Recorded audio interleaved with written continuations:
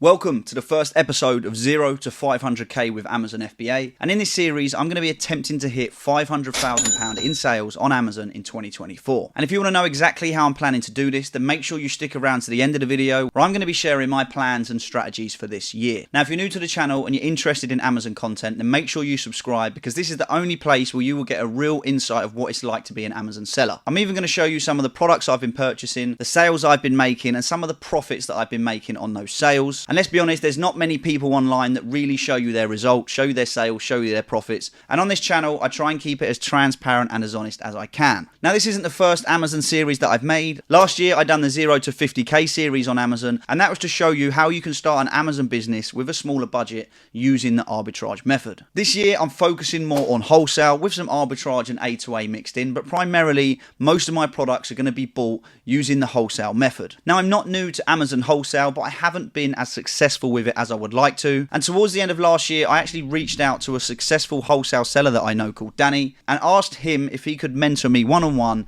to really get to the levels that he's at. Danny has recently done over £100,000 in 30 days on Amazon, and he's making tens of thousands of pounds in profit every single month. And sometimes when you get stuck at that ceiling that you're at, you do need to get help from someone that's already broken through that can really give you some help and advice to really help you improve your business. Now, since then, me and Danny have actually created our own lifetime wholesale mentorship. I will leave the link for it in the description of this video, and I'm not going to plug the mentorship too much, but if you really want to learn how to do Amazon FBA wholesale properly, and it's not just regurgitated information that all these other people are selling, then make sure you check that out. But since going through that mentorship with Danny, I've really learned a lot of things, and I've really identified where I've been going wrong and the mistakes that I've been making, and I've learned some new sourcing methods that I'm going to implement going forward. And throughout this series, I'm really just going to be implementing all the new techniques and strategies that I have learned. Now, we're currently halfway through January, and all I've been doing this year is sourcing. So contacting new suppliers, contacting brands direct, and I've recently just placed my first wholesale order of the year. So let's quickly jump into that footage. So today's the first day. We've got some prepping to do. Yesterday, I got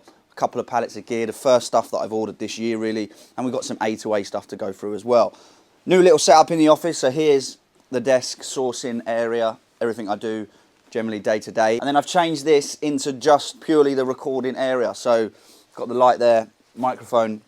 Obviously I sit there, record all the shorts, record any content. Started scripting the videos a little bit, so trying to make them a little bit better basically. Normally I just freestyle the video, think about it in my head and then just go for it on the camera, but started writing them down, especially for the shorts and that, because obviously you want to try and get your point across quickly.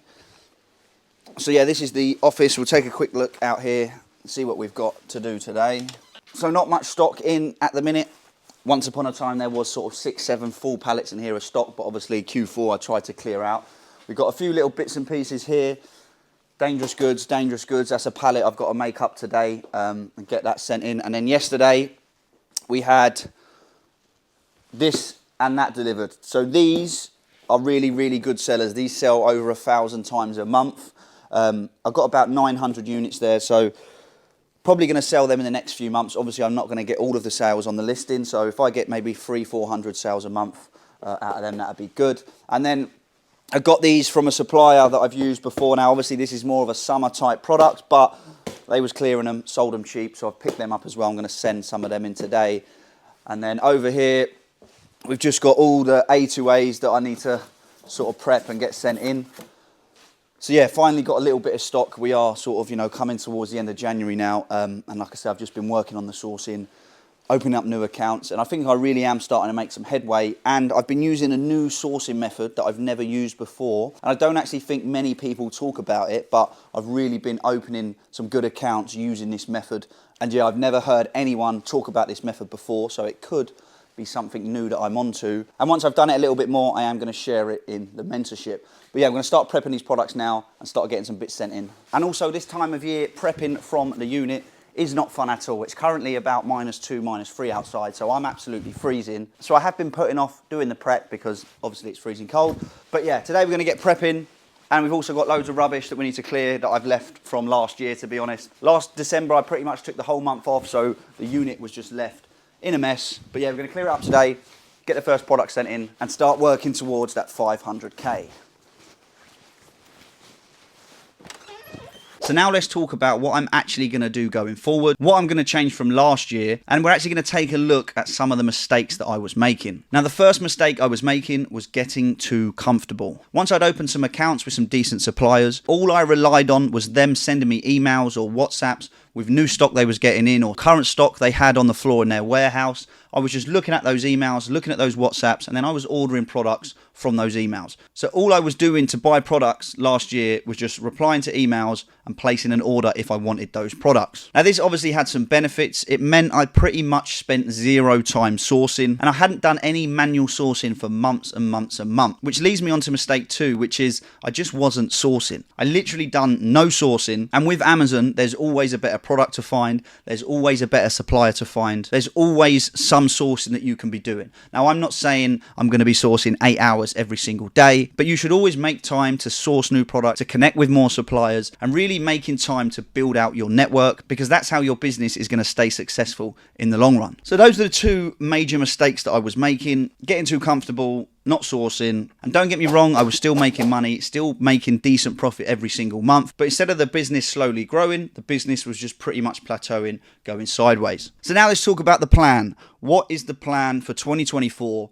What am I going to do different? What am I going to implement? And ultimately, what am I going to do to achieve £500,000 in sales? So step 1 is obviously sourcing. I've got to source more products. I've got to find more suppliers. I've got to try and go direct to more brands. And I'm also going to be implementing something that I learned in the mentorship, and that is actually dealing with more suppliers outside of the country. So in the EU, in the USA, and even in China. There's a module inside of the mentorship that teaches you how to sell on some private label listings, which is going to be another way that I'm going to try and add revenue to the business. So I'm going to be buying products from China and actually selling them in the UK. So more sourcing, more suppliers, more sourcing from outside of the country, selling on some private label listings. That is the overall sourcing plan for this year. Step 2 is going to be management. So actually managing the business properly, managing the cash flow, managing the orders, managing the stock, managing the amount of units that I'm actually purchasing, which is exactly what I wasn't doing last year.